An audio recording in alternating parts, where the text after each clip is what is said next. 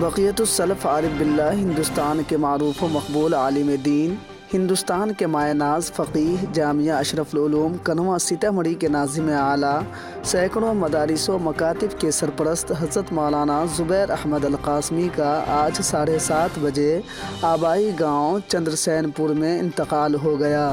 انا للہ و انا الیہ راجعون۔ موصوف لگ بھگ 60 سال سے زیادہ عرصہ تک دینی خدمات انجام دی، مدرسہ اشرف العلوم کنواں کو اوج ثریا تک پہنچانے میں انہوں نے نمایاں کردار ادا کیا۔ ملک بھر میں پھیلے ہوئے ہزاروں علماء اور حفاظ کرام ان کے شاگرد ہیں۔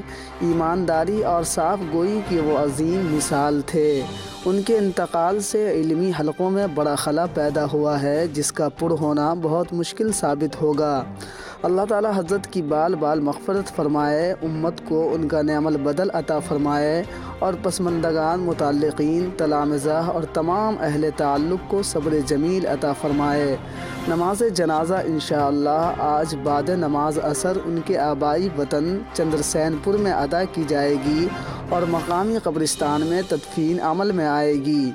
اسٹار نیوز ٹوڈے کی پوری ٹیم اس المناک گھڑی میں حضرت کے اہل خانہ سے اظہار تعزیت پیش کرتی ہے اور ترقی درجات کے لیے دعا گو ہیں۔